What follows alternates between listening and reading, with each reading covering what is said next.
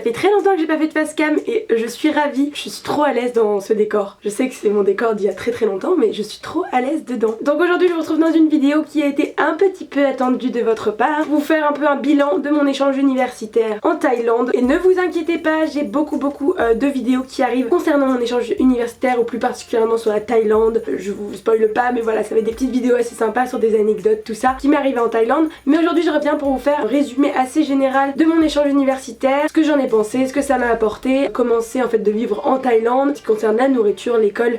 J'ai essayé de m'organiser un tout petit peu, j'ai marqué quelques petites idées là-dedans. J'ai un petit peu peur que la vidéo soit un peu brouillon parce que j'ai envie d'être spontanée, du coup j'ai pas pris trop de notes. J'ai envie d'être spontanée et de vous parler sincèrement et de vous partager mon expérience avec des petites émotions, tout ça, et non de faire un truc tout dicté, voilà, zéro intérêt. Du coup je sais vraiment pas par où commencer pour être honnête parce que j'ai tellement de choses à vous dire et puis j'ai vécu tellement de choses que c'est dur de résumer ça dans une petite vidéo toute concise sur mon expérience. J'avais fait une vidéo sur le pourquoi du comment j'avais choisi la Thaïlande, je vous invite d'ailleurs à aller la regarder. J'avais fait une vidéo aussi sur mes premières impressions quand j'étais arrivée en Thaïlande. Voilà, là c'est la fin, c'est fini. Je suis rentrée en France il y a quelques jours, donc c'était un échange universitaire. Je suis actuellement en 4e année à l'ESCE Paris et j'ai la chance de pouvoir partir 6 mois un peu partout dans le monde. J'ai choisi la Thaïlande et plus particulièrement Mae Dol, qui est l'une des premières écoles, je ne le savais pas. Du coup j'ai passé un semestre à Mae Dol en Thaïlande, à Bangkok. Donc c'est une école qui est très internationale, elle est énorme, il y a tous les domaines d'activité tout mélangé. Et moi j'étais à l'International College. Voilà, j'ai eu tous mes cours en anglais pendant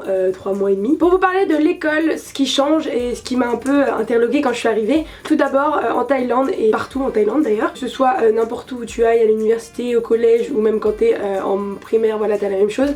Tout le monde porte des uniformes. J'étais un peu sceptique avant de partir en échange concernant l'uniforme et en fin de compte j'ai adoré parce que déjà tu mets pas de temps pour te préparer le matin et t'as pas à te demander voilà ce que tu vas mettre. J'adore, en plus tout le monde porte la même chose, donc franchement c'est nos prises de tête l'uniforme, j'adore, gros pouce en l'air. Concernant mes cours, j'en avais 4, donc voilà, ça reste un échange universitaire, c'est pas non plus l'endroit où tu vas le plus travailler de toute l'année. J'avais des cours qui étaient en adéquation avec ma spé qui est marketing international. Le niveau de l'école était très bon mais voilà, j'ai pas trouvé ça non plus hyper dur. Après j'ai eu la chance d'avoir des cours qui étaient assez simples, ça dépend vraiment des cours que tu prends, il y a des cours qui sont ultra durs et des cours qui sont plus simples. J'ai quand même réussi à faire mes petits pronostics avant pour prendre des cours qui m'arrangeaient et des cours que j'aimais. La difficulté était pas non plus ultra élevée parce que c'était des cours qui me plaisaient, donc j'avais pas de problème à étudier dans la matière. J'ai également pris une initiation au cours de thaï, donc j'ai appris des mots en thaï, voilà, on peut dire que je suis bilingue maintenant, pas du tout, mais voilà, c'était un cours qui était super intéressant, introduction à la langue et à la culture thaï. On a appris plein de choses, j'ai adoré ce cours, en plus on était qu'avec des internationaux. Après bon, je vous avoue que le thaï c'est rentré par une oreille, c'est ressorti par l'autre. Le thaï c'est vraiment pas une langue non plus qui m'attirait de fou, mais voilà, je trouvais ça quand même intéressant de connaître les bases et puis ça m'a bien servi quand j'étais là-bas. J'aimerais vous parler un peu des Thaï en règle générale. En vrai j'ai été assez surprise, je m'attendais à ce que le niveau d'anglais chez les Thaïs en règle générale, pas dans l'université, soit un peu plus bas. Et puis en fin de compte on arrive quand même à se débrouiller en Thaïlande. Ils ont l'habitude d'avoir beaucoup de tourisme, donc l'anglais ça va pour eux. Concernant les gens de l'université, j'ai été assez choquée, mais je pense que c'est vraiment dans la culture thaï, le fait de toujours vouloir donner et voilà.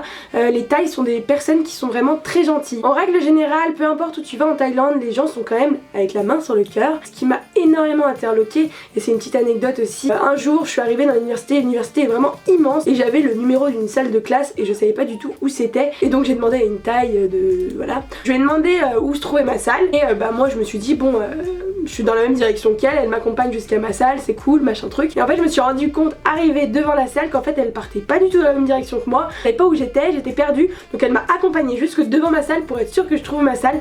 Voilà, ils sont vraiment adorables et en tout cas dans mon université que j'ai adoré et on se sent à l'aise dès qu'on arrive. Enfin en tout cas pour moi j'ai pas eu de problème au niveau de l'intégration à l'école. Deuxième chose dont j'aimerais vous parler, c'est de vivre en résidence. Dans mon premier échange universitaire que j'avais fait en Espagne, d'ailleurs je vous mets des petites vidéos si ça vous intéresse de voir ce que c'était. Contrairement à mon échange universitaire en Espagne où j'étais dans une colocation, cette année j'étais en résidence en Thaïlande. Faut savoir que mon université est pas dans le centre de Bangkok, elle était un petit peu excentrée. On met 20-25 minutes pour aller dans Bangkok et personnellement j'ai eu un gros coup de cœur sur la résidence universitaire. Quand je suis arrivée j'apprenais un peu d'être toute seule dans ma chambre, tout ça, je trouvais ça un peu bizarre. Je me suis tout de suite dit qu'une coloc c'était mieux parce que voilà tu vivais vraiment avec tout le monde, la cuisine, le machin. Et en fin de compte j'ai 10 000 fois préféré vraiment la résidence. Dans mon université, il faut savoir qu'il y a à peu près 200 étudiants internationaux, si c'est pas plus. Et dans ma résidence, on était autour des 150 étudiants internationaux. J'ai eu la chance d'arriver au mois de septembre, il y avait une piscine dans ma résidence et tout le monde se rencontrait dans la piscine, tout le monde parlait avec tout le monde. J'ai eu la chance, grâce à cette résidence, de rencontrer énormément d'internationaux, énormément de monde, et j'ai adoré le fait d'avoir son petit espace privé, vraiment sa chambre. T'as pas envie de sortir de ta chambre, tu sors pas de ta chambre et personne vient t'embêter. Mais en même temps, tous les soirs tu vas manger avec des gens et puis vous êtes dans la même résidence, t'as envie de travailler avec quelqu'un,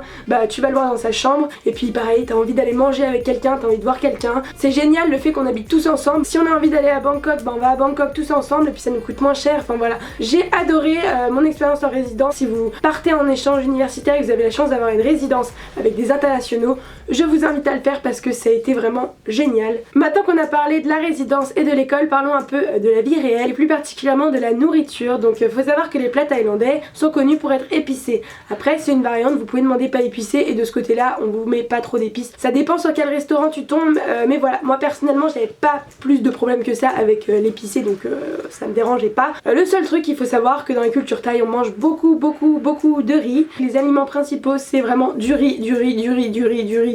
Ça, si vous partez en Thaïlande vous allez en manger du riz. Des pâtes thaï, donc des pâtes thaï, bref voilà. Du curry, il y a énormément de curry, du curry vert, du curry rouge, du curry jaune, voilà. Du poulet et puis le seafood avec par exemple les crevettes, voilà. Au début ça ne me dérangeait pas plus que ça, mais il faut savoir que totalement différent de notre culture. Dès qu'on veut manger un plat international, c'est plus compliqué à trouver. On veut manger des ingrédients français, même dans les supermarchés c'est compliqué. Donc voilà, va falloir s'y habituer. Pour être honnête avec vous, moi au bout de 2 mois j'ai eu un blocage et j'ai commencé à manger vraiment n'importe quoi parce que je ne pouvais plus manger de la bouffe thaïlandaise 24 h sur 24. Clairement j'essayais de manger au moins un repas pad thaï tous les jours.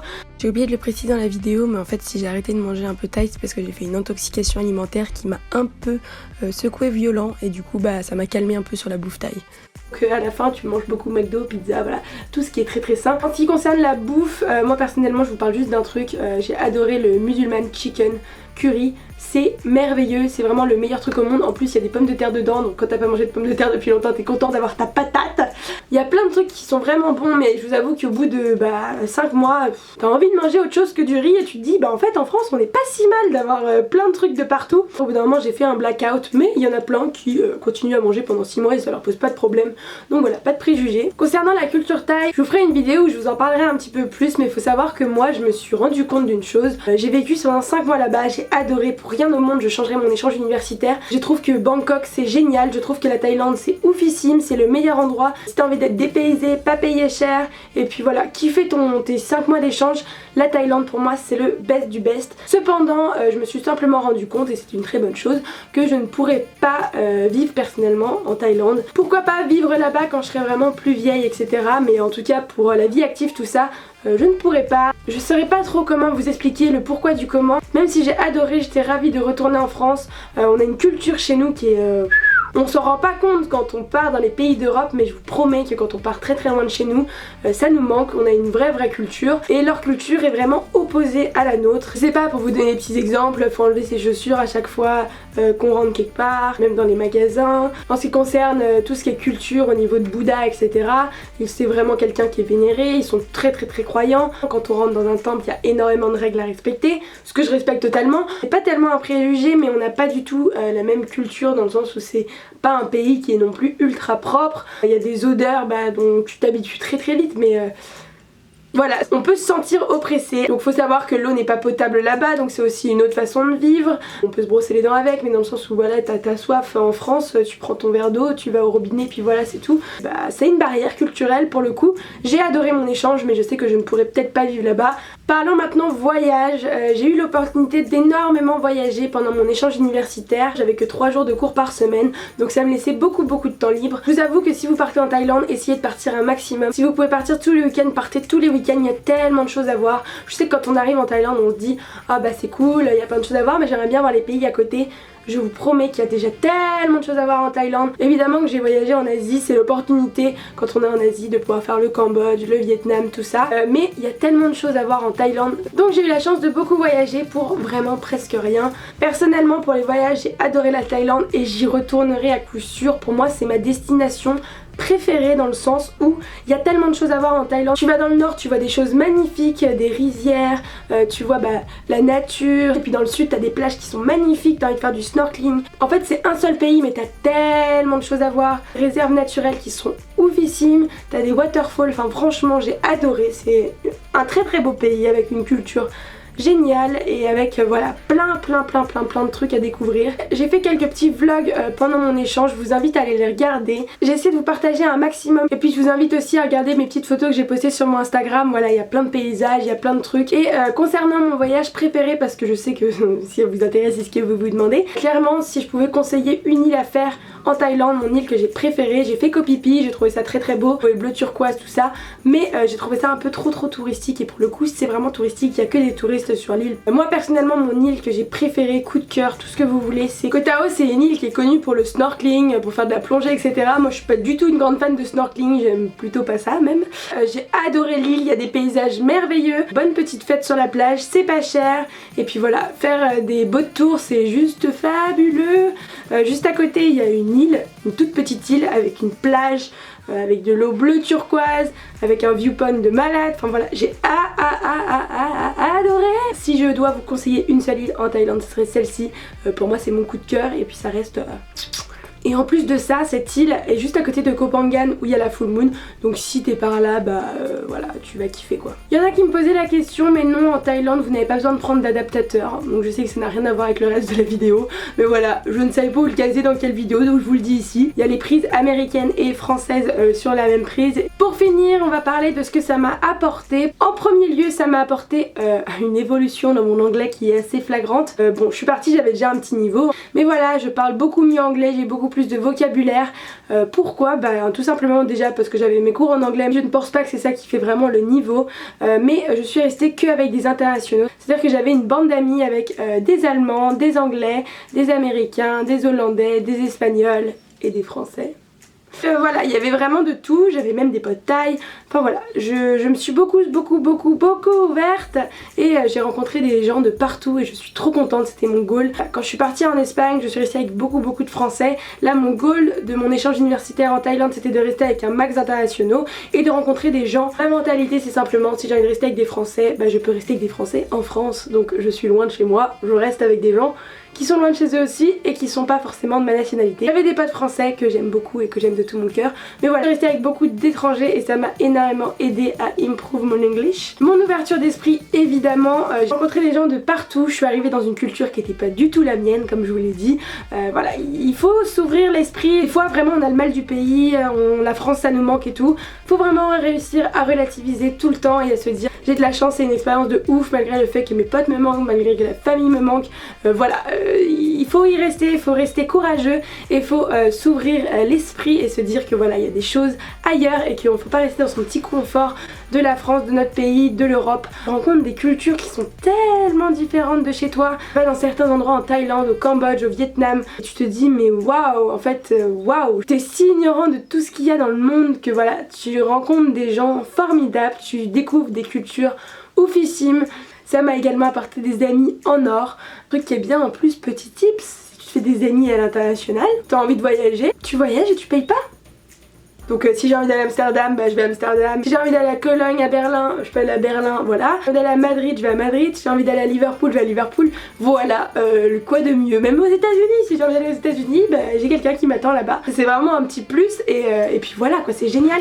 On ouvre aussi un réseau de contacts partout dans le monde. C'est vraiment une expérience unique. Je regrette vraiment pas du tout d'être partie en Thaïlande parce que concernant l'Asie, je pense que c'est une des meilleures destinations. On est au centre de l'Asie du Sud, on peut voyager un peu partout et puis c'est pas cher quoi, c'est vraiment pas cher pour le coup. Petite anecdote pour vous dire à quel point c'est pas cher. Quand on arrive là-bas on se croit un peu les rois du pétrole, c'est pas cher, on se dit oh, à chaque fois on relativise, on voit c'est en bahts, donc la monnaie là-bas c'est en bahts, à chaque fois on se dit oh ça va c'est que 200 bahts, oh ça va c'est que 300 bahts, machin truc. Donc au début on se met à dépenser et puis on dépense pas plus qu'en France parce que évidemment quand tu compares les prix de Paris et les prix de la Thaïlande, même à Bangkok, voilà c'est... Voilà, on se dit oh ça va tranquille et tout. Puis à la fin on s'habitue tellement à la monnaie qu'on devient rat. Je suis pas du tout rat, ça me dérange pas de dépenser de l'argent pour bien manger, etc. Même pour les sorties, voilà, je gagne de l'argent. Je suis là pour les dépenser aussi, donc je me fais plaisir, c'était un échange, donc je voulais me faire plaisir. Mais à la fin, je devenais mes rats. C'est-à-dire que quand j'allais dans un restaurant et que ça coûtait plus de 10 € pour avoir une entrée, un plat et une boisson, j'étais en mode, mais c'est cher.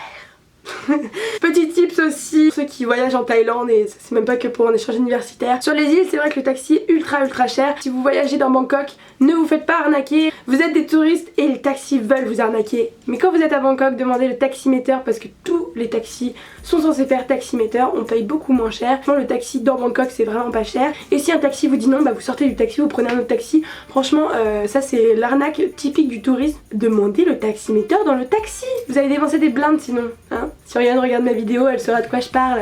Voilà en ce qui concerne mon bilan d'échange universitaire. J'espère que cette petite vidéo vous aura plu. Comme je vous l'ai dit en début de vidéo, il y a plein d'autres vidéos qui arrivent concernant la Thaïlande. Restez connectés. Je vous fais plein de très gros bisous et je vous dis à très bientôt. Bye!